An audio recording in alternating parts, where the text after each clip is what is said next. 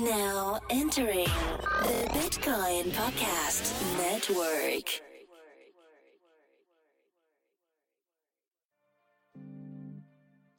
Yeah. Welcome to the Bitcoin Podcast. We in outshine. Bitcoins, we got them. Acquire, never sell. But catch us rolling deep like Adele. Bitcoin, blockchains, cryptocurrencies. Three guys faded talking Bitcoin, no fee. Best of free Bitcoin podcast, insane. And adoption is still the only thing that matters, man. Hey everybody, welcome to episode 240 of the flagship show, the Bitcoin Podcast. I'm your first host, Marcello. And I'm host number 2, D. I am host number 3, Dr. Corey Petty. Hello, everybody. Hey. Once again. How you guys doing? We're doing great. Beginning of the year, being nice and lazy. We, once again, do not have a guest this episode. We will be talking with our guests or our fans, and they will call in via the Slack link that we post when we start the show. We already have one. Hello, Karima. How are you doing? Yeah. We cannot hear you, so your microphone does not work. She just messaged me in the Slack. She said, I just joined to listen. Karima is just joining to listen to get the content early, because you can do that if you join our Slack channel. We had a raw moment there. Raw. So, what are we talking about today, guys? What's on the docket? Well, we should just embrace this format change. We're not having guests. Oh, we'll have guests. I want guests. I like talking to people. It's just we're not going to force guests. We get to cherry pick now. Like, we were going into, 2017. There were, like, so many people, like, CEOs, like, here's my broom token. It represents physical brooms and lows. But now, like, we can take our time and pick our guests and take the time to get big guests, right? Like the Winklevi. We probably will never get the Winklevi, but we can take our time with it. We don't have to just like force feed guests down people's throats. So we just take our time now. But I like this format. Like, that's all. I'm cool with it. So I got some interesting news. So I frequent a lot of security channels. So basically, people where all the auditors of Ethereum and other platforms and cryptography go and stay and talk about best practices and whatever. I'm in a lot of channels, and somebody who I respect came through and like in a company and said, just like, at first, just out of nowhere, Sweetbridge is a scam. It's an exit scam. And I was like, what? Like, I don't expect this person to say things like that unless there's a significant amount of evidence backed behind it. And Sweetbridge is something that like, we like we're behind / we're excited for. I've seen them do talks at various conferences. Vinay Gupta was behind them. He's done PR stuff with them. We've had like Imogen Heap does videos with them, and from the sound of things, they aren't paying any of their clients, like any of their contractors that they talk to. They aren't answering any emails. And a bunch of people like left and quit. And granted, but they're like, social media presence and like staff is still pumping stuff out.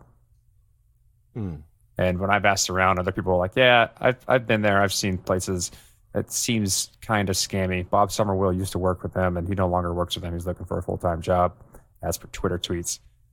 It's just like, I don't have like hard evidence other than hearsay of people that I trust who have worked with them and aren't being paid or aren't being answered about being paid. And how many more Ronnie Moaz situations do you think we're going to get in this fallout? Like, I think this year is going to be like the year of people who are incompetent, who we thought were competent, and people showing exit scams of the money they raised last year. I think there's going to be a lot of like turmoil based in people who thought they could do something they certainly weren't capable of doing, or like just like pure out fraudsters, or you know what I mean? Yeah. Do you think this is the Mount Gox era of Ether, like for Ether? No. I mean, this is Ether, like got some the Ether Goxian thing. strains to it. Yeah, You know, Mount Gox had like what a tremendous percentage of all of the Bitcoin inside of it. I'm talking sentiment wise. I'm talking sentiment wise. I think it's gonna be fine. And I mean, who do we know was talking about this? Sweetbridge. Yeah, but it's gonna pop, man. Sweetbridge was really talked about. Remember, if nobody remembers what Sweetbridge was trying to do, Sweetbridge was trying to turn everything into a liquid asset and kind of do away with that worldwide. And they also would allow you to take out loans and store your crypto with them, right? Yeah, and you could make loans based on, you could make loans to yourself based collateralized by your own crypto. Yeah, you get your sweet coin in exchange for Ether, and then they lock up your Ether as collateral to borrow against it. Then they give you Bridge coin as your loan. So you're borrowing Bridge coin, which is pegged to a certain price, and then you have to pay back the loan in Bridge coin. You get to unlock your Ether that you locked up as collateral. Mm-hmm. Yeah, that makes sense to the layman. Good luck. And it was juicy in a bull market if it were true, right? Because you could take out a loan, collateralize with your own stuff, then you pay off the loan, but then you get your new, more valuable crypto back whenever the price had gone up, and you pay off the loan. So it's super juicy. But if it sounds too good to be true, it is. Wait, but what does it mean if like we can't decipher like good projects from exit scams? If it is an exit scam, what does it mean for us to like? It means VCs make all that money again because they're the only ones getting the truth. I think if a company is active on social media, that's a good sign. And their Twitter is all automated. Their Reddit hasn't been updated in months. When you say automated, what do you mean? Like, what about it is automated? What does an automated Twitter look like to you, Cello? Because I don't think some people can see that. I don't. That's why I really want to know. I'm trying to hone my skills.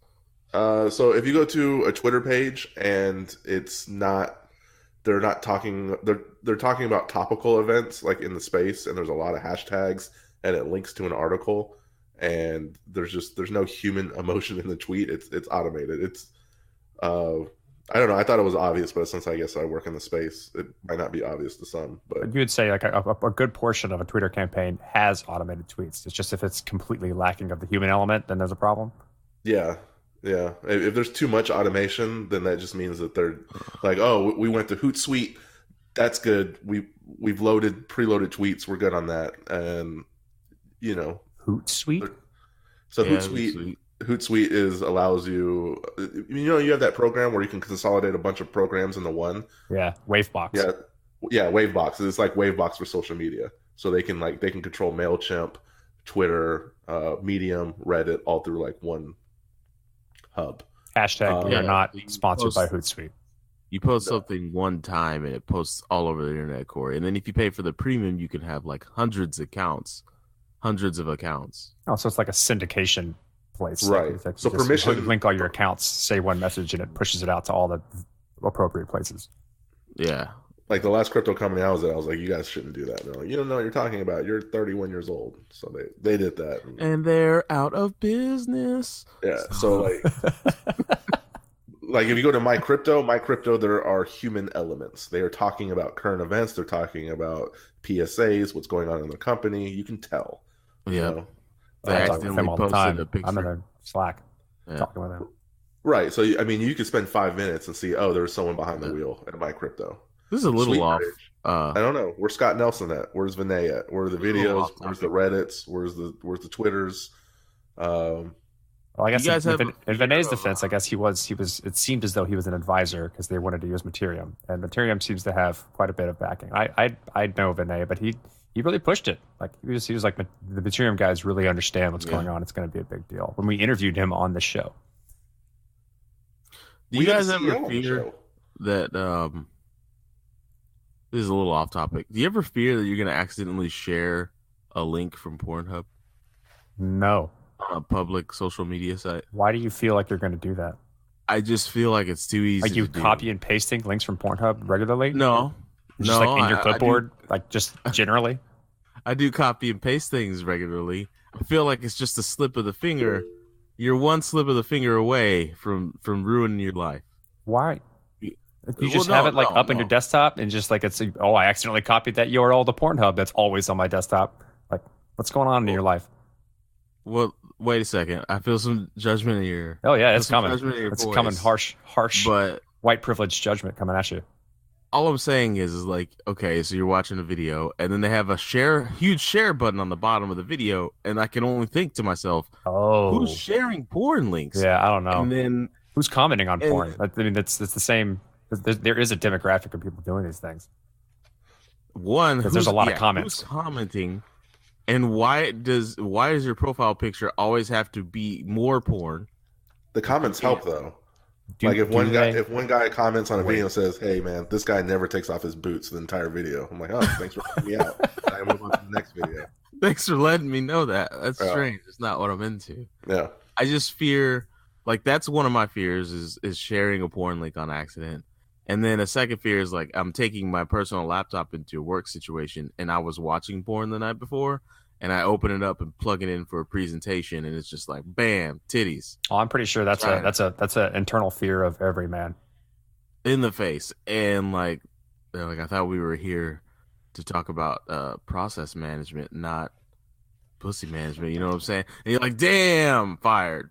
And that's it. Like or promoted. Depending on where you work. Sorry. What made you shift to such a topic?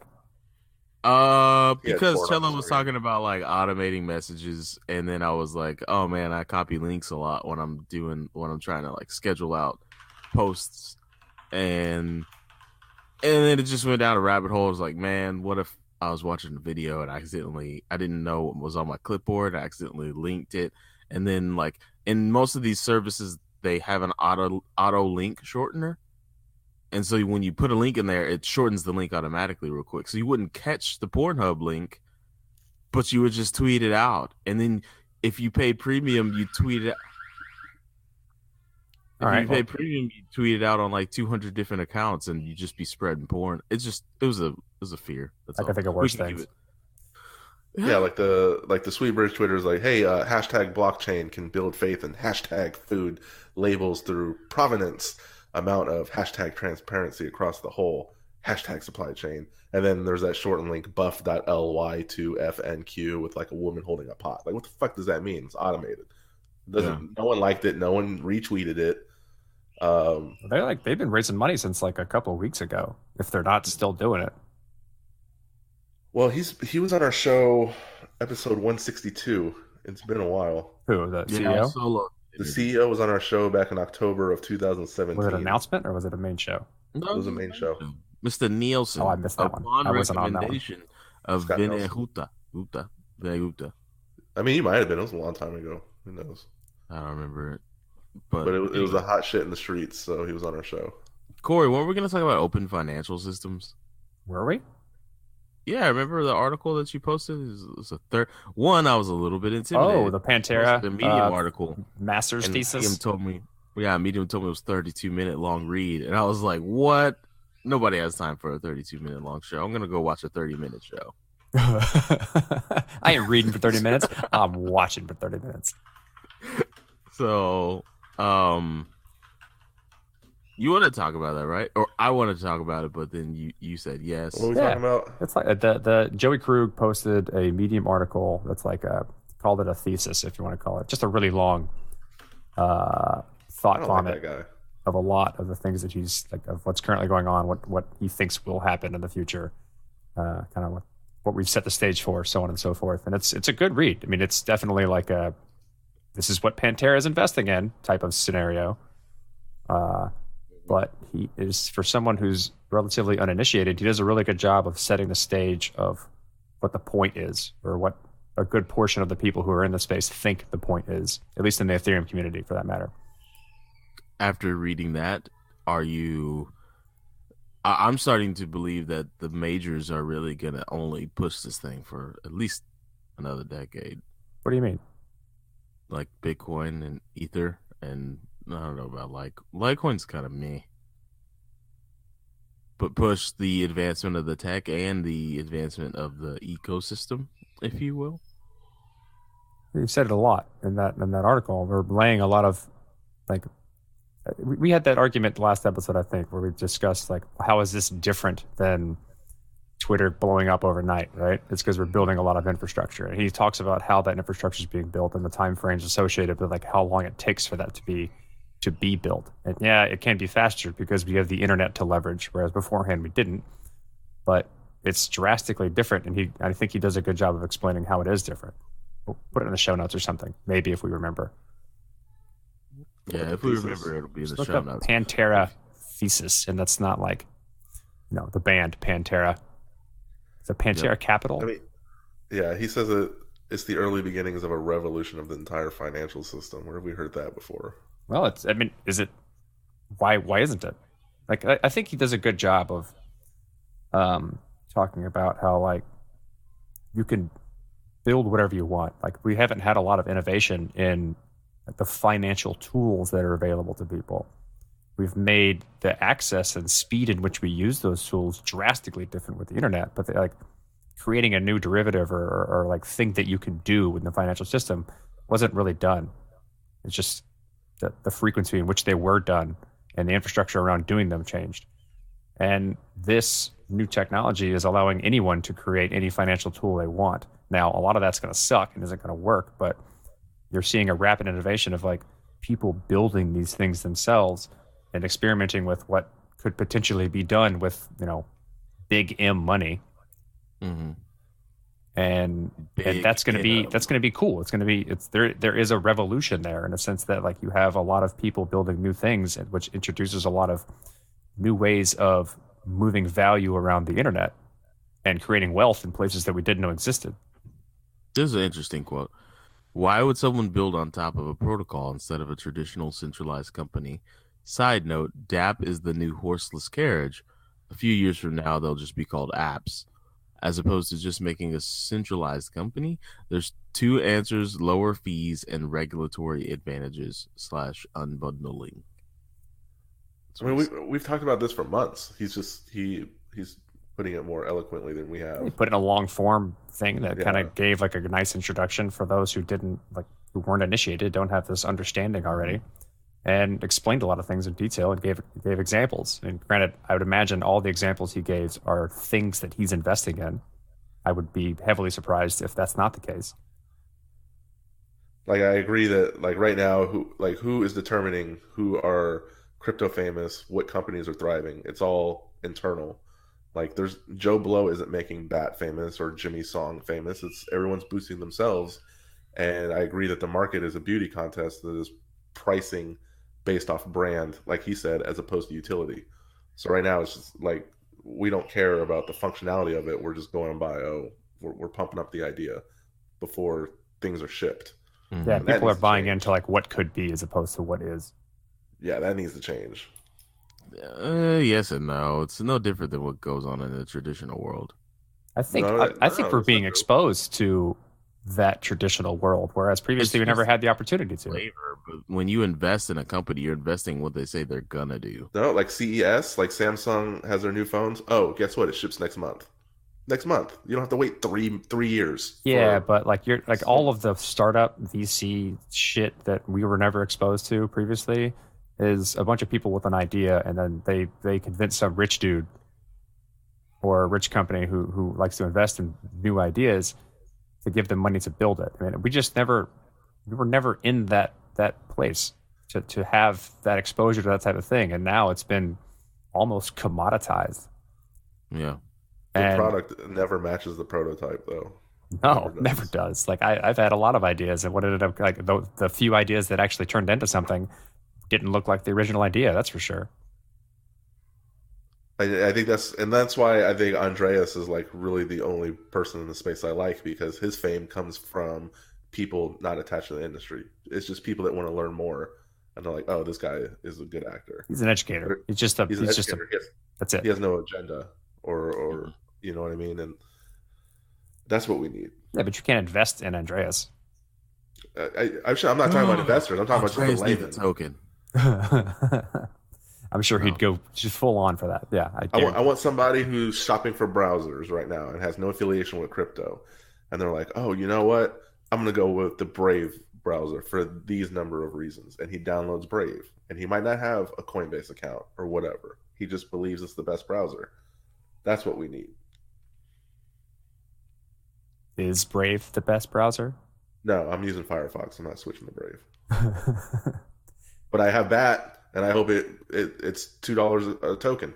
You don't need people like me. People like me and like insiders, we're not going to push BAT to mass adoption. It needs to be the other people. It needs to be Brave. It needs to be the company that's using the token to get rid of ads, and while also like giving money to content producers. And if you're using Brave and they make that user experience nice and seamless, then that happens automatically just based on the growth of Brave.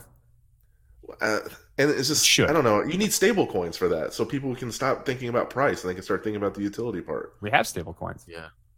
Speaking of adoption, I know, but it needs to be stable coin. It needs to be a stable coin.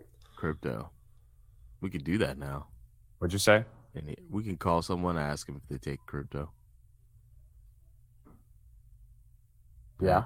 They'd actually be responsive to it. They'd be like, "What's crypto?" or "What's Bitcoin?" Remember we called Burger King like 200 episodes ago? Yeah. Well, they just lie.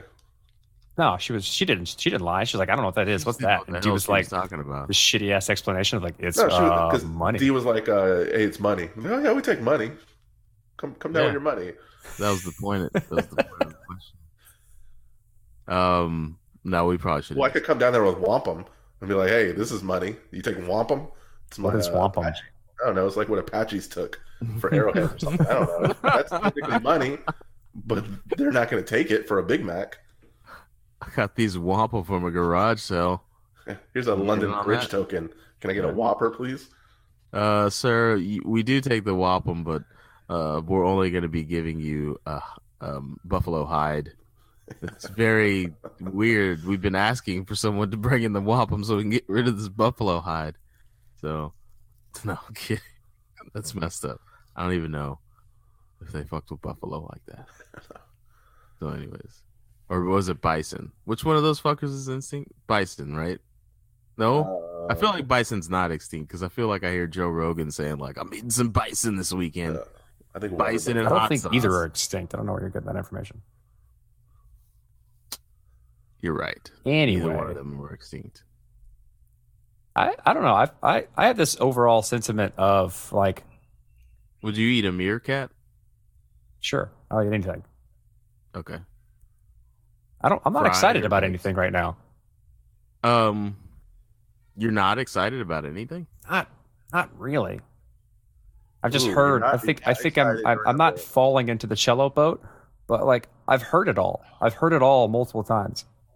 I was about to say, Corey. Yeah. I just made some room on my boat. We are getting tainted. We've been in this a little while. I still feel like it's like this isn't going anywhere. It's going to be around for a long time. But I don't. When I peruse Reddit or get online and I see articles, I don't dig into the article anymore because I assume it's just going to be like the surface level hype train that I've been getting over the past year. Mm-hmm. And the only time that I get excited about something is when I'm talking to people, like real people in communities who have something, and I see a use case and I can interact with it and play with it and do something. That gets me excited, and you just don't see a lot of it. No. Maybe I need to get back out and like go into like meetups and stuff like that a little more. Well, I think the narrative hasn't changed. It was just people were distracted by the price volatility, and now that the price is boring, now everybody else is realizing, oh, okay, Township Hall meeting 1.98 Bs happening on Tuesday. Were they blinded by the light? Yes, that's a good way to put it. And I'm in the space. I'm not. No one's dogging the space, but it was never a sexy space to begin with. Vitalik talking about sharding 2.0 was never mind-blowingly exciting. I think I get excited about that. See, that's I know you're well. I'm a tech nerd. I'm definitely a minority here, right? Like I I love the tech and cool ways in which you could build it to do new things that work better. That's what I get. That's what like I'm looking forward to, is seeing these things come to light, so that the infrastructure level grows and spreads and so on and so forth. But I am not the normal person when it comes to that.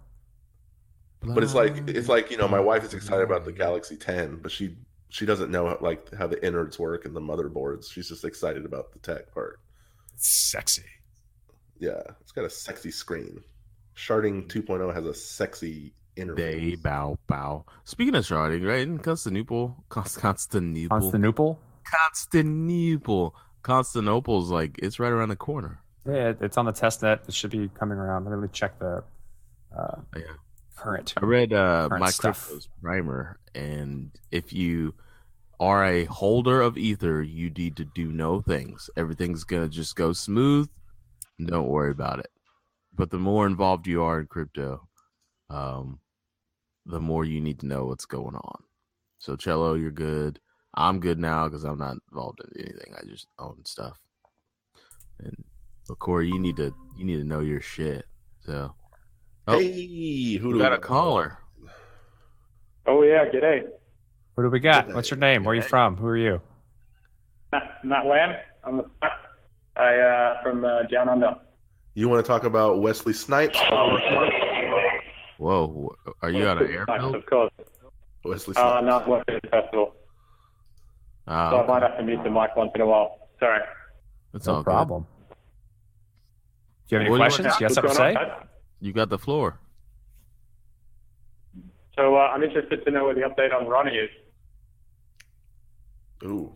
Oh, the Ronnie Moaz update. Last I heard, there's an injunction on him, and he's flipping out.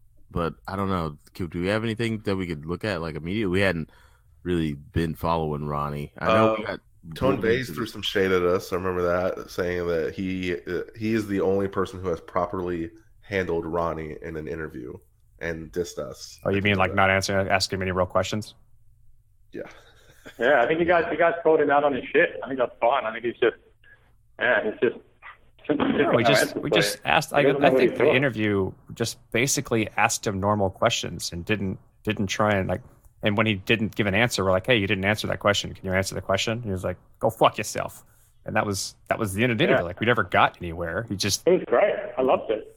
And since then, we've been involved, at least in the Twitter circles, with a lot of the stuff, and it doesn't look much better for him. But I haven't really been following because it's just like I don't want to spend my time trying to follow people like that. Yeah, we kind of distanced ourselves from that after he said he was going to sue us publicly, and we were like, "Oh, great! Well, he has nothing to sue us for, but that's just a headache if he does." So we kind of distanced ourselves and kind of let him dig himself into a hole. Pun intended. That was definitely. And we've gotten DMs from him. Multiple people have reached out to us. We've just been radio silent. Yeah, because all we did was ask him very common questions or very common sense questions, and he decided to tell us to go fuck ourselves. So we were like, okay, well. I know Ray Redacted has been following it a lot closer than we have. He's been kind of keeping track with things. If you're in the Slack, I definitely DM him or ask him in the general channel what the updates are. I saw some of that stuff he's been posting, so that's kind of why I was curious to know. I haven't been following it, to be honest. I don't like it's draining to follow such like a person like that. Like the way that he conducts himself is just emotionally draining, and he does it on purpose. I think that's been a lot of a tactic in which he does things. Yeah. You guys definitely handled the interview very well, I think. Thank you. Thank you. Our social channels are blowing up. I can't even follow it.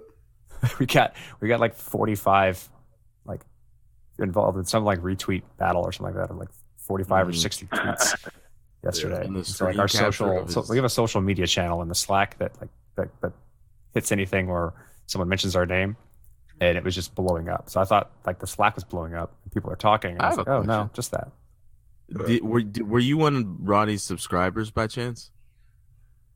No, just on Slack and just listen to the podcast every couple of weeks if I can. Oh, okay. I was just wondering, like, the psyche of someone who gives someone money who seems so, I don't know, off kilter. Usually when you're giving someone money for financial advice, you'd expect them to be kind of locked tight. But this guy sends out emails to his subscribers saying things like, "Oh, I was so stressed out, I wanted to kill myself the other day," and I'm just thinking, like, I don't think it was always like that. I think pretty sure he's been, he hit a downward spiral over the past couple months. Okay. How do we feel about that though? Like, we always tell people to do their own due diligence. How do you guys feel about someone's paying somebody money to do the diligence for them? They're paying for a report of someone that kind of. I feel like any subscriber of his isn't doing due diligence on the coin. They're paying to offload the work to Ronnie, and then if the results are unfavorable, you might end up in a situation like this. It kind of goes against everything that we preach on the show. Or no? Yeah, it's like people that get into crypto, it's like you got to be secure, and if people are just paying like they think it's financial advice, they're going to jump down that hole. Well, they got to be prepared for the risk. Right. So you agree with me? I kind of feel like it goes against the philosophy of the space as a whole.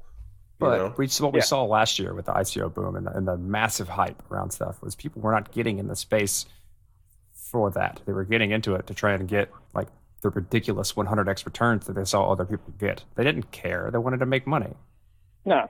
Yeah, they just want to throw money at it and expect that it's going to come back. And a bunch of people got burned. Yeah, and if you are one of those people and you don't understand how to think about this concept, and someone's offering you like pay $100 a month to I'm just making up numbers to like get this report because I'm an expert in this and I'm going to give you a bunch of due diligence that I personally do, so I might as well sell it too. Then that seems reasonable. That seems like a turnaround of good money, an investment of good money, because you're going to get a bunch of due diligence from someone who's already doing it. You're just paying for them to share it with you, and that's what I think a lot of people are doing because they don't want to spend the time doing it themselves. They'd rather just stand on the backs of people who are doing it. And it never ends well. And that's like the investment community in a nutshell. I admit that's maybe a too harsh of a statement. There are a lot of people who do that. Well, it's too the market's too volatile to be that kind of figure. Well, that's what they're betting on. They like that volatility. They just hoped it went the other way. Yeah. The thing if it went up and everybody won, they wouldn't be complaining. Yeah. Right? Yeah. Right. He'd be a king. Yeah. The thing that I don't understand now more, I used to defend it, but now I'm kind of on the other side of it, is if you've been doing all of this hard work and you've got some secret juice, like you figured out some secret math juice that you're making a lot of money off of any market, why are you selling your secret juice? You should just not and own a boat and be happy with your secret juice. Like, but people with money want more money. Coca-Cola isn't going around the world saying, "Hey, you know that secret formula we've talked about all this time? Here you go. Well, the thing Subscribe to it for $15 a month." The thing about an algorithm, like especially in like undeterministic financial markets, like you can only, what you're doing is you're finding things that predict the behavior of what everyone else is doing. And if you find something that's unique that no one else is doing and you can make money from it, by sharing that information, you're lowering the effectiveness of that algorithm because more people will be doing it, which means you're no longer capturing that behavior. Yeah. Right? Yourself. Yeah. And if a lot of people do it, then you just get completely washed out and it no longer works at all because everyone's doing it. And because like these markets are built on human emotion and rationality and things like that, which are not deterministic. And so you're using machines and machine learning, things like that, to find some weird hole that no one else has seen based on however you build those algorithms. And then if everyone does it, then you lose that edge. And that's kind of the idea of all that stuff. And so what he was doing was not sharing the methodology. He was sharing the results of the methodology. And saying, and that may have boosted his signal in a lot of ways. Or because he did it first. He did it first, right? Of course it's speculation. But like people who have unique algorithms that take advantage of an aspect of a market that no one else is doing, they're not sharing that shit. It took me 15 years to engineer, you bastard. Well, he said like does it by hand, like that. None of the stuff of what he said from like a machine learning perspective or anybody who does data science was not impressive. He's like, oh, I'm earning all of this fucking money, but I'm the one that's replying to all of my emails, right? I'm doing all this work. Fucking bullshit. There's no way that happens. Oh, yeah. You don't know what the fuck you're talking about. So what else do you do? Like, you guys handled the interview really well, so there's, props. What are your feelings about? What is your sentiment over the whole blockchain space this coming year? I've been trying to ask people how they feel things are going to go this year. I think it's a tricky one. I think a friend of mine introduced me to blockchain in 2013, 2014, because we were talking about transferring money to my cousin from Australia to Canada, and doing it through a bank transfer in Australia is quite expensive because we've got to pay, and then the recipient also has to pay. So I kind of got into Bitcoin back then, and I thought, oh, this is a great idea. And then obviously, you see it on Silk Road, and the price goes up and the price goes down. So I think watching that space and coming into it now with all of these shit coins and all of these other coins, I think this kind of 12 to 24 month period really has to be the point at which something changes and someone comes through with a product. Like I know Petty, you're working with Status, and they've got apps coming out and everything else like that. I'm not fully up to speed with all of them, but I think seeing more and more of the apps actually get into the market will be a game changer. But I think on last week's podcast or 2 weeks ago, we were talking about how institutionally banks are getting on blockchain and introducing blockchain into their day-to-day tech. I think it's just going to make life easier, even if we don't see it. So like my mum and dad don't necessarily know how it works, but it makes their transactions faster. I think it's going to make things easier. But I don't know. Who knows, really? I'm curious to see. I agree with everything you just said. I'm curious. Like, there's difficulties in a lot of these things. Do the people, if we make things better for the services we already use, centralized services, and make it faster, does that savings or efficiency? Do you think they'll push it to the user, or they'll capture it themselves? No, they'll capture it themselves because they want money. Yeah, that's what's obvious. Right? That's want to maximize profit. That constant. Yeah.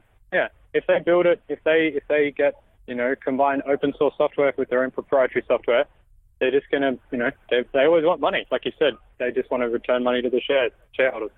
Something that I've experienced from like trying to get apps into the stores is we're fighting an uphill battle in terms of trying to get things. Guys, I'm sorry to interrupt. I got to run, but I'll sources. listen to you guys online. All right. Thanks for coming in. Thanks, man. Cheers. Peace out. What I was saying is like the official sources or channels in which you have to publish things is difficult to get cryptocurrency apps into, right? Like think about trying to advertise nowadays. Google blocks basically anything that has anything to do with blockchain. To Facebook. I think it was something recently that I saw maybe this morning is that like Google now blocks anything that has Ethereum in it as an ad. So like it's difficult for crypto companies to broadcast their message to people, to like the general public. So you're relegated to this small circle of individuals who are really pumped about the tech, as well as like if I want to push my app to the App Store, that's now becoming difficult. It's because they're censoring things. So Samurai Wallet basically had to take away a lot of their very privacy forward features because the Google Play App Store forced them to, because they didn't like the way they did things. And so you then have to publish your non-nerfed application through alternative channels, which are ripe with ways in which people can get malicious software onto your phone. So if you load an app on your phone from just an arbitrary link as opposed to through the Play Store, then you have no real good way of knowing whether or not that app has malicious code on it, or it's the app you want to have, because there's not as many checks and balances. You basically have to trust the source in which you download it from, usually the official website, so on and so forth. But like that's the difficulties we're going to be facing as decentralized apps with very, very, very forward like security and privacy features that aren't going to be able to be going through the App Store unless the App Stores change. That's a very interesting point. It kind of overlaps with something that I talked about on Just the Headers. And that's, we're screaming for decentralization, yet it's almost like we need centralization at some point. Like we need entities to trust. Well, then it'll never be a financial revolution unless Google lets us. Well, it's not a binary thing, right? Centralization and decentralization refers to something. It's right? a spectrum. If you think about the decentralized blockchain software, whatever the hell we want to call it, right? Like the way in which the centralized thing that's agreed upon is decentralized. But if you think about it from another perspective, it's a centralization of information. Like it's the single source of truth that everyone agrees upon. You're just happy with the way it changes because that's done in a decentralized way. So like you can't just use the term decentralized as a catch-all for everything because it doesn't work that way. It refers to something that you want to be decentralized, which in some way, shapes, or forms centralizes some other thing. And so people who just say the words don't know what the fuck they're talking about. Voorhees said something like, you can't say blockchain is fun. You have to specify. Like, oh, you mean the Ethereum blockchain? What are you talking about? You can't just generalize. And that's what you hear. And that's what we heard a lot. And maybe that narrative will change this year or over time, over the 10 years. Maybe it won't, because at the end of the day, there's going to be a tremendous amount of people who either don't care or don't have the time to care or just were never exposed to it to figure out that they do care. But they're going to end up, if we want it to be successful, interacting and using this technology. Just like they interact and use the internet, but maybe never got to the point where they were exposed to realize that they really give a shit about HTTP or whatever the fuck it is. But just like the internet, I think there's so many metaphors that or allegory. Is it allegory? Yeah. Yeah. There's so many allegories that people like to say that Bitcoin is so akin to the internet, and the one that they don't realize is the one that we're currently going through was that big boom and bust at the end of the millennium, the 1999, and everything kind of crashed a lot. Pets.com is kind of the forerunner of that whole crash. And then there were just a few winners after that. There weren't many winners after that. There were just, Amazon stuck around, dug their heels in. Google did. But that's about it. I don't know if I can even name any other companies that really, there really haven't been super massive heavy hitters of the internet. Well, no, I'll take that back. There's Facebook, Netflix, Google, all kinds of companies that, make a smashing living off the internet. But something completely different.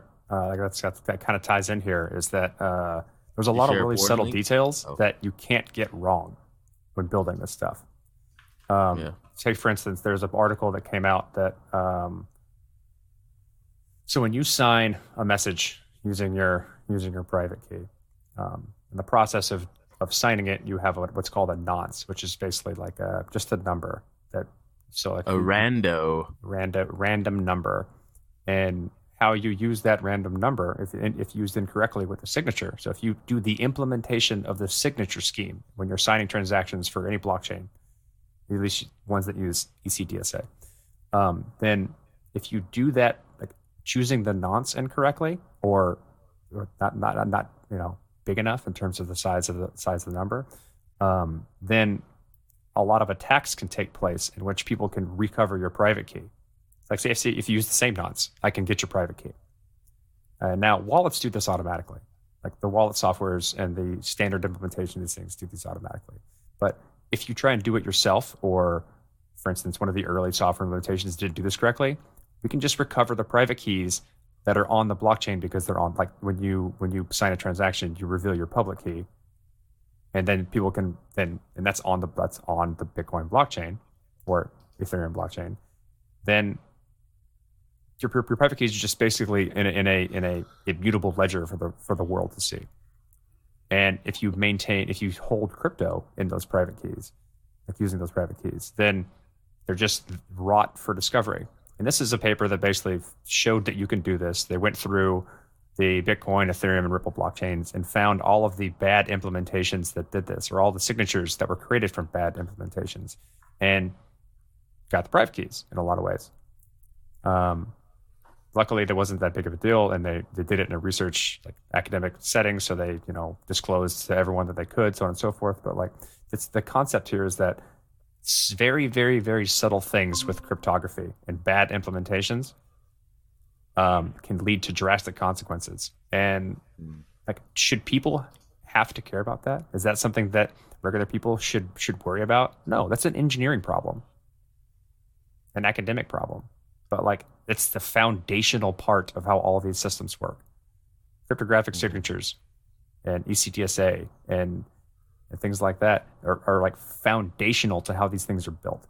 And if that's done improperly, based on and there's still a lot of research going on and to make sure that like things are secure, then you can bring the whole system down. And so like, it's going to be a while until we have really strong guarantees that people can't do that. And then eventually those aren't going to hold because technology changes and cryptography changes. Those strong guarantees are going to be some regulatory system coming in and saying, don't do that. Well, then, I mean, what regulatory system? Because this is a global, it's a global infrastructure that isn't subject to any jurisdiction. We have a caller. Who's calling in? Oh, it's just Matt Ware. I'm just calling back in. Oh, sorry, guys. Back. I'm just working at a festival, and this is pretty much the only time that I can catch you guys because it's about 3 a.m. here. So I thought I'd jump in, jump out. So I apologize for the interruption. So that's the reason for going for festivals, is that you're staying up late anyway. You can call into the Bitcoin podcast. Yeah. Technically, I'm actually getting paid to be on this call. So, got to make it worth it while it's worth its while. Getting paid to call into the Bitcoin podcast. What a life. We don't even get festival. Hey, I got a question for you, Matt. Yeah.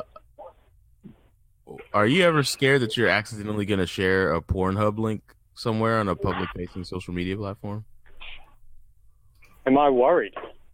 Yeah, it seems like it could be possible, and it's just a growing fear of mine. Is it something that's happened to you, and you're worried that it's going to happen to me? Nope. Am I missing something in this? No, he's just being Dimitri and asking really weird questions about sharing porn accidentally. No, just with some guy who doesn't know. And Tarek's questions, I guess. I'm just saying, like, there's the share button. It's there. It's not small. It could be an accidental thing. It's just a growing fear. I feel like that might be a joke from the developers of the web pages. That means that you're assuming that I'm signed into Facebook while on that website, and then I hit share, right? You have to double confirm though. Share, it opens up a prompt screen, then you would have to confirm it again. How do you know that? I've never done it, so I wouldn't know. Well, that's how that. Yeah, Cello, how do you know that? Work. Very telling, Cello. Oh, because I was like, hey, I want to share this. No, second thoughts. Who are you going to share it with? Yeah, I know. You don't have porn watching communities that you share all the good stuff that you found? Those are double prompts. Yeah, that's my other Slack channel. Is one TBT, and then the other one's like sharing porn links with my mates. And then you could have it like when you click those share buttons, you can click to share it to a group or share it to your wall, right? Or there's no wall anymore, but you share it to your page or you share it to a group. I can guarantee right now there's probably some like porn curation group on Facebook of people, and it's got way more people in it than it should. The question is, are there any token curated registries of quality porn sites? It's like, has the blockchain space grown enough to where those are now a part of like things you can do? What do you mean, like a utility token for porn? Yeah, like you've seen token curated registries of like you're curating material. Yeah, I see what you're saying. Like, Steven, does that mean adoption? Like, does that there's like stroking tokens, broad adoption? Strokingtokens.com. You've been following Ken. And they're accepting Neo and Monero and EOS. Oh, and Tron. It's coming. It's coming. It's coming. Yeah, Tron to the moon, right? Oh man, sorry guys. I didn't mean to derail. I thought it was gonna come. What is? No, what look, are you guys' I think fears? it's a very valid question. Yeah, I thought so too. What are you guys' biggest fears? Let's go down this track. Don't encourage them. No, I'm talking, Matt. That's not to you. That's to Corey and Chell or anybody that wants to answer. I don't have any fears, man. Oh, you're fucking fearless. Yeah, right. Get out of here. I have a feeling the housing market is going to crash, and my house that I pay for is going to be worthless. But I have this massive mortgage. Why don't Why don't you live That in is Texas? such a real fear. Why don't I live in Texas? Because I moved to Maryland because that's where the jobs were, and then by happenstance, I found a job that doesn't require me to live in Maryland. I always But wonder before I people did that, I bought a house. remote workers that live on the East Coast. I'm like, what are you doing? Oh no! If I had to redo, if I would have had status job, I never would have left Texas. Other than my wife probably would have made me leave Texas. You could have a house with a moat right now. Cobwebs or something. That's what you're gonna say. Like, I'm scared of feral dogs, but no, you like went straight deep with it. You know, I guess that means I'm an adult. I'm a grown ass man. Jello, so you have to have fears. Every man with children has fears. You know that movie pole. Fearless with Jet Li? That was an autobiography based on me. Fearless. That's me. Oh yeah. Do you jump and float through the air too with rubber swords? I don't fear gravity, so it would make sense. Oh. I got one for you. All right. Do you ever get worried, right, when you're copying in a Bitcoin address, that you accidentally hit a key and you don't realize and you send it to the wrong address? Yes. Well, do I have news for you? Because Bitcoin addresses are checksummed. Yeah. So if you get one character wrong, it won't be a successful transaction ever. It won't go to an address. The Bitcoin nodes will check. So like the last, I don't know. That was last episode. Three or four bytes of the code is actually the checksum of the public key. And so it takes that off, checks it to make sure that the key is correct based on the previous part of the thing. And if it's not, it'll reject the transaction. So it'll just sit in the mempool for a while and then get rejected at some point, and it'll be fine. Now, Ethereum addresses do not do that. That's one fear. Yeah. Why don't Ethereum addresses do that? Been checked. There is a checksum associated with the capitalization of the letters, and so there is a form of checksumming, but it doesn't do it the same way. It's not as robust. Why they did it, I'm not sure, to be honest. I want to interview someone who's lost so much Ethereum because they got one character wrong. Well, you'll never get to interview them because they dove off a cliff. They did a nosedive off of a bridge. So many stupid ways to lose money in the space is crazy. Yeah. It's Pirates of the Dark So Water. the other fear that I have is that my antivirus or whatever my computer doesn't update unless I've accidentally copied the wrong address. Well, I haven't copied the wrong address. My computer's been compromised, and I paste an address in, and it's wrong. I think that's an irrational fear because I'm relatively, safe when it comes to antivirus and checking bits and pieces, but I'm always worried that some fucking thing is going to steal my Bitcoin. How many times do you check back and forth when you're like sending a transaction between like the one that you actually put in the transaction and the one you copied? I'll often copy it. I'll copy it into text. I'll copy it into Word. I'll copy it onto a page. And then usually I'll be like, yeah, okay, I haven't fucked it up. And I'll do it. I do the same thing. Like I still have that kind of worry that I've somehow screwed up the copy and pasting method. And not so much that I'm going to lose the money, but more that like I'm not going to get done what I was trying to get done and have to spend the rest of the day figuring out why. It's an inconvenience. Yeah. The more money you send using crypto, the more time slows down when you're sending it somewhere. For sure. It's like, it's like forward. It's so fast once you actually get the transaction done, but it takes a while to get that transaction done and correct. Yeah. I think one point when I used to trade many moons ago, and some of those transactions were a little bit larger than you're sending back and forth PlayStation 4s, right? They're not tiny transactions, but every time you do it, it's just like, and then people try to talk to you because I'm doing it mobily on my phone because these exchanges they have apps. And then people are trying to talk to you, and you're just like, what do you? And they're like, D, what? Are you even listening to us? And I'm like, dude, I am in my own fucking world right now. I just need to make sure I didn't send 3 PlayStation 4s somewhere and not get them back. All right, so why don't you? I got some news for you, D. The 60 millionth Litecoin has just been mined, and we contributed to that. Ooh, yeah. Charlie Lee must be happy. Yeah, that guy is dancing on the ceiling every night. Only listening to Lionel Richie. Going to town. 100% of that is owned by less than 1.4 million people. So I might do that as I doubt it, but I would like to look at the distribution of tokens to see what percentage. I did the distribution analysis on a lot of the ICOs to see what percentage of addresses holds what percentage of the tokens. Well, they say 70% that's of an the total interesting- supply is in the hands of less than 1/10 of 1% of the world. Yeah, and so like we talk about how like, I mean, granted it is more inclusive and there is a much larger distribution of tokens to regular people, but at the end of the day, like the lion's share of these tokens is in the hands of a very small amount of people across every platform. Some may be more or less better than the others, and they're probably all better than the traditional financial system, but it's still pretty skewed in terms of like what small percentage of people owns the massive amount of the actual value. Yeah. Everything that I've ever looked at showed that. I mean, don't get me wrong, Ethereum, I think, made more millionaires than anything ever in the history of the world. But there's only like 5 people that hold the lion's share of everything. Yeah. There's not a lot of people that own a lot of the stuff. But that doesn't change. It doesn't matter what system.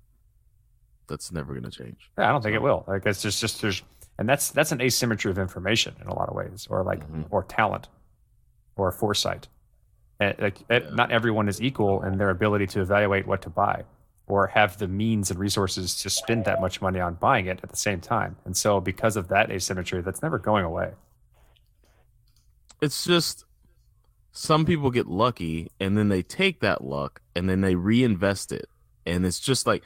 That's what venture capitalists do. They keep investing, and just like investments pay off over the long term, if you're okay at picking them, right? They just do that, but they're doing it with so much money that their earnings are way more than the little 401k putaways that Like you look back, if you went and bought Bitcoin in 2013, the Australian price I think it was around 300 Australian dollars a Bitcoin.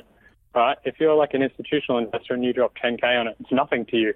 But then you look at that, at the value that it went up to last year versus, mums and dads, who might have bought 1 or 2. Well, not mums and dads because they probably didn't know about the tech, but like, people that, your friends, my friends that would have bought in said, I'll buy 1 or 2 or 3 because, we like the tech. We think it's going to go somewhere. And then you may, double the amount of money, but it's still double the amount of money. I mean, shit, look at Roger Ver. He spent a tremendous amount of money when it was probably sub $1 in Bitcoin. There's a reason that he has as much money as he does, and influence is because he's bought in really, really, really early. And now I can't speak to like his ability to evaluate whether or not buying in, but he certainly did. And so he either got lucky or understood something that no one else did at the time. Well, if you ask them, they're going to say they understood. Of course. I mean, I'd say the same thing. I think it's 50-50. Well, do we need to wrap? Yeah, we're about an hour. All right. Well, we're going to wrap it up. Thanks for calling in. It's been lovely speaking to you. Yeah. Before you wrap, I just want to say I know you guys don't, you said you don't get paid, but I know there's a lot of people in the Bitcoin community that listen. You get a lot of great guests on, and I just want to say for 2019, I hope you guys keep kicking it in, and I'll be listening. Happy to have you. Thank you. And if you ever find yourself, down in Australia, hit me up. Hell yeah. We'll get the beer. Oh, do they drink Foster's there? Can you put that to bed? Yeah, no, that's definitely my favorite drink. Yeah, no. Oh, nice. I knew it. And we ride around on kangaroos. That's my other thing. Foster's Australian for beer. Foster's. Yeah. Chuck a shrimp on the barbie. Yeah. Thank you very much. G'day, mate. Tasting Down Under. Later, man. Bud. So just like Matt just called in, you can call in too. The only thing is you have to join our Slack by going to thebitcoinpodcast.com or thebitcoinpodcast.network, clicking the button that says Slack, following the easy to follow instructions, and then we'll see you come in and we'll welcome you and ask you your age, sex, and location. And this episode is brought to you by dingoes. They're a type of dog. Wow, that is a terrible accent. So I've been using an Australian accent. I have 2 Australian cattle dogs, and I've been using one of them is a red heeler, and I've been using an Australian accent to like talk as if I'm him, because all people who have pets talk as if like pretend to talk like they're animals. So Roscoe's voice is definitely an Australian voice, and I'm getting pretty good at it. But also, if you don't want to call in because you're shy or don't have the time, because we do this at 10 o'clock in the morning on Saturdays, Eastern time, then while you're at the podcast website, then you can click on the new donate button, which it takes you to a page to currently only donate Ethereum, and also leave a message for us and become part of the leaderboard, which shows off all the people who've previously donated to us, and you can beat them all by giving us more money than them. And sooner or later, I'll be adding all the other coins that other people would like to throw at us. So the incentives for giving us money is you get to brag. Yeah, of course. And we're going to use that money to buy beer and continue running the show. Yeah. How are you going to build up an Australian accent, and then not give it? Oh, I've been building an Australian accent since I was a little kid. So like my parents almost got a job, or they got a job that was going to be in Australia. I think it was Sydney. And I was so pumped. We were going to be expats in Australia. I was going to go to the land down under, and I started practicing an Australian accent immediately. This is like when I was maybe 12 or something. And eventually we didn't end up going because we couldn't get some tax thing, or it was going to be too expensive, whatever. And I was devastated. But I've been practicing an Australian accent for quite a long time. I'm glad you finally got to get that off your chest. Yeah. So if I have a black lab, do I have to talk like a black person at my dog? Hey, yo, where's the food? I have a black lab. I guess if black people talk like, do we talk? Yeah, maybe. I don't know. It's cold out here. Let me in, yo. That's bad. Yeah, it is pretty bad. You need to tap into your blackness more, Shelly. That was pretty terrible. Yeah. Hey, yo. I can see you thinking to yourself now, like, was that black enough? Well, if my dad wasn't Bryant Gumbel, I'd have more perspective into the. Your dad was pretty Brian Gumbly. Brian Gumbly. I'm glad you said it. I'm glad you said it, not me. Anyways, that's stuff that we do. If you can't follow any of those instructions, you're probably too young to listen to us, and we don't know how you found us, so please stop. Let's see. What else do we do? So if you go to medium.com/the Bitcoin podcast blog, it'll take you to the publication that we have. Mainly just some musings from Corey, myself, Colin. I recently posted one about how to manage your private keys a little better. Yep, that was a good one. I like the word musings. I love it. That you posted one on private key management, what it means. What else do we do? Oh, there's a book. We have a book called Can You Describe Bitcoin, Blockchain, or Ethereum in 10 words or less? We have a trademark question. We ask all of our guests when we interview them is to describe these things in 10 words or less, because we have a theory that if you can't Dr. Seuss something, you really don't know it well at all. And not a lot of people pass it. Some people do. Some people say off the wall things. It's a very good, I don't know, what would you say? It's a very good journal as to where the ecosystem has been from 2015 to now. Yeah, I'll read one. Who should I read it from? Go for it. Want the book open. Okay, how about in 2015, I asked Tawanda Kembo, CEO of Golix, if he can describe Bitcoin. And he said on June 8th, 2015, that Bitcoin is a technology that can end corruption. Okay, nice. Or empower it, apparently. Yeah. As we've discussed in the exit scams and so on and so forth. That one didn't age well, Tawanda. Sorry. Womp womp. Well, it could. One more. Give us one more. But the cool thing about him is like that's why he got into Bitcoin, because he lives in a country that could benefit from that. If I asked, a white CEO, he might not be. That might not. Why has he got to be a white guy? Because Tawanda was the African guy, a black guy. He's saying I asked the opposite of. I think. Say white. Actually, no, wait. I'm in Corey's camp. Lesbian. Why is it going to be a white? No, I'm kidding. Read another one, Cello. One more. Sure. So I asked Steve Bossi, the CEO of Polyswarm, can he describe blockchain? And I asked him this exactly a year ago. And he said, blockchain is a permissionless canvas to build new solutions that don't worry about traditional infrastructure. How many words is that? 1, 2, 3, 4, 5. He failed. Oh, yeah, that's a fail. Good answer, but fail. Yeah, that's a fail. All right, we got to get more guests on so we can keep asking that question so we can make more books. Yeah, we'll get you guys some guests. We're just a little bit more picky nowadays, even considering what's been a byproduct of the last little hype cycle there. So, I mean, we can always do a "Can you describe announcements" edition. Ooh. Did you ask him that question on announcements? No. The question I ask on announcements is there anything I should have asked you that I didn't? And everyone's like blown away by that question. But Cello was like perfect. Is Cello, was it you that was like, that just feels like lazy journalism? No, Well, no, not. Corey was asking that on the flagship show, and I was like, don't do that. So I actually got that from a show that it was a data science show. I don't think they're around anymore, and at the top of my head, I forgot the name of it. But he would ask that to all the guests on the show, and I was like, that's a fantastic way to get to to ensure that the people you're interviewing get to say what they wanted to say, despite what you came into the interview wanting to ask them. And it's a way to just cover your bases because you had a lens of what you wanted to get out of them, and they came to your show probably to push something or say something or get something into the general public that they feel is important, and it gives them the opportunity to do that in a nice way. I think everyone should do it. It's a great way to do interviews. I don't mind the questions, Joe. I feel like that stuff should come up organically. If you do a good job as the interviewer and they do a good job as the interviewee, that the question shouldn't be necessary. What if it's completely analogous or not analogous, but ancillary to what the conversation led to? If it's a great conversation that led in a lot of weird ways, but they never actually got to talk about the thing they wanted to talk about, it gives them an opportunity. If they felt like it was a good interview, they say, no, we think we covered it all. Yep. I like that question.